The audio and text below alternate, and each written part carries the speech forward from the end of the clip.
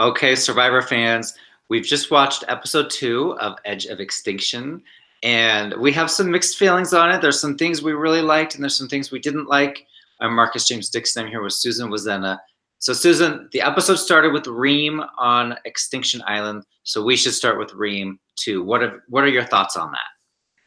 Well, I did admire she was, making fire with her flint. They gave her that at least, and her green coconut. She was trying to eat that, but I felt bad for her. That's 3 days is a long time to be alone and not have anything except a lot of sand and broken up ships that never sailed anywhere, probably. Yeah, those are props. Right. But I think she's probably stronger than we only got to know her a little bit, but I don't think she's a pushover. So I think something will happen that, we don't know what's going to happen at Island. So maybe they put something there overnight, like they've done in the past, or, she has to do a challenge on her own. We don't know these things. It's a mystery. So. It's a mystery to us. It's a mystery to Reem. And the other 14, 15 people, 17 people don't even know that Extinction Island even exists. I know. That's a fun part, because they're going to meet again. And we don't know if it's going to be like one person comes back into the game, or is it going to be a group of people, or maybe all of them get a shot? We just don't know. But we both didn't like that they ended the way they did without. They could have put a big question mark on that.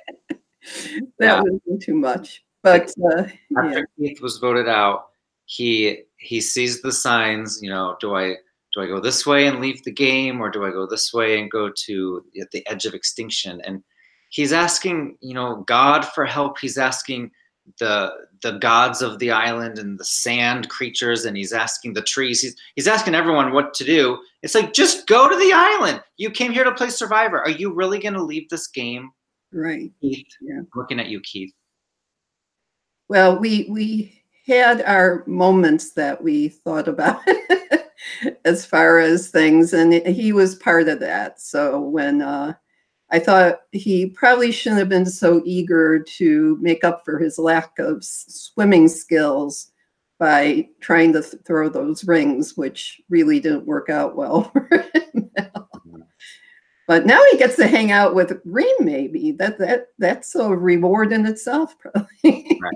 And assuming, let's just say maybe he does just decide to quit the game. Does that mean Reem is going to be alone on her little island for 6 days? And in her mind, she must think, oh, no one else is ever going to come. I'm going to be, because that's a week at that point. If he doesn't join her, maybe she'll think that each person has their own little extinction island. I don't know. What was interesting is when during tribal council, he actually, was speaking well of gameplay.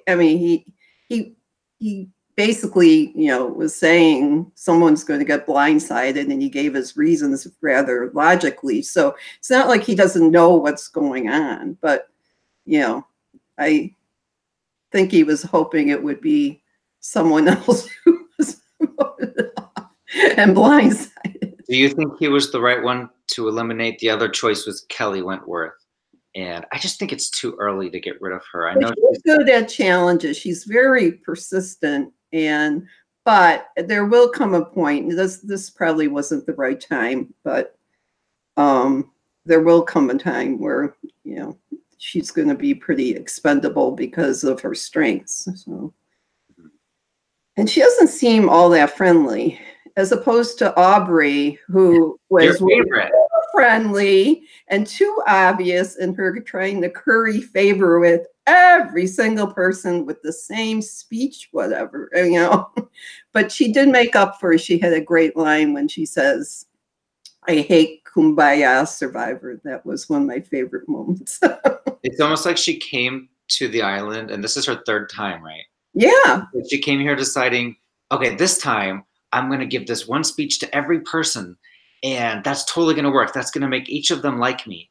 And not realizing that these people talk to each other and that they're going to figure out, oh, she told me the exact same thing.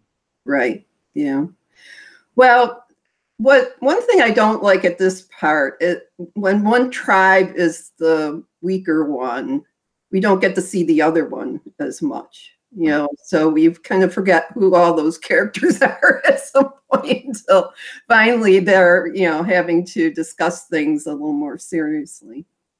But yeah, like your favorite person, Joe, he was hardly even in the episode at all. I know. Well, but he was doing fabulous things. I mean, with the snake, he had the half of it on him. And you know, he helped with the ring toss, so you know, he did what he had to do, which was be, you know, Superman. So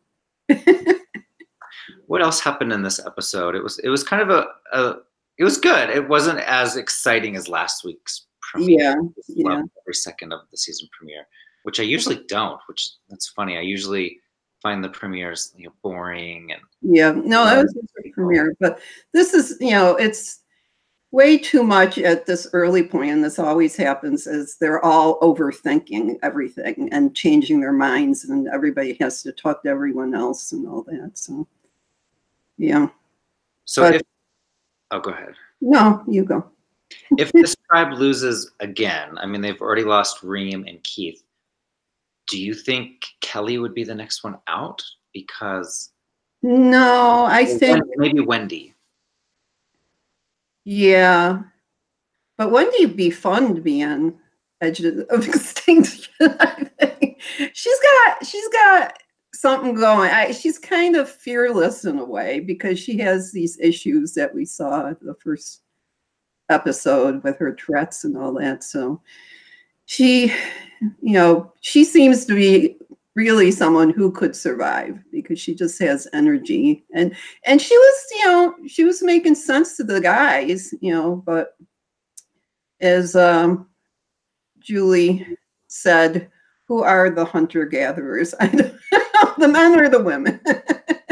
So that's funny. If Wendy follows Keith and Reem, that's their little 3-person alliance. That's the swimming lesson alliance, and they could just teach each other. They could teach them, yeah. They'll have a lot of fun. That would be fun. Sharks in the water, and you know, Keith just really, really wants to meet up with Reem again because he's desperate for that mother figure on the island. So they're just gonna have a blast at Extinction Island. It could be a little creepy too. What about the woman who found the idol? Was it Lauren? Lauren, she's Kelly Wentworth's stalker, basically. You say stalker, I say fan. I say stalker. It's a little overboard, you know. When they go, I grew up watching her, you know. It's like, yeah. And the funny thing is, like, Kelly's first season was just like 5 years ago. So, I mean, how old is she? 18 that she grew up watching her? The youngest one. I think she's 21. She's in college. She is, yeah, she's 21. Do you think she's going to tell anybody about the idol, or do you think? Well, I wonder, you know, she didn't have anywhere to put that idol because her outfit was pretty skimpy. So, but I wouldn't put it in sand. I mean, I could never find that again. What if the, you know, the waves come in and wash it out to sea? I mean, I just didn't quite get that. I would have shoved it somewhere. I don't know where. I hope she keeps it secret. I mean, we've seen in the past where they tell someone about it and then it just comes back to haunt them. Remember last season, there was the showmance couple, and the guy found it and he told the girl, and then she totally betrayed him. Yeah, well, that's what women do sometimes. Yes. But no, the cliffhanger kind of was a downer, but whatever. We'll find out soon enough. Hopefully this is the only time they leave us on that type of a cliffhanger. I hope from here on out we find out what the person chooses in the episode. Yeah. Well, we didn't even see Reem really get on the island last week, so it's becoming less and less. They're going to hold off as long as possible to keep us watching. All right. So I'm not expecting the little reveals after little reveals of what really is going on there. So. Right. Usually we know more than the castaways, but this time we don't. And I kind of like that. I kind of like being excited. Yeah.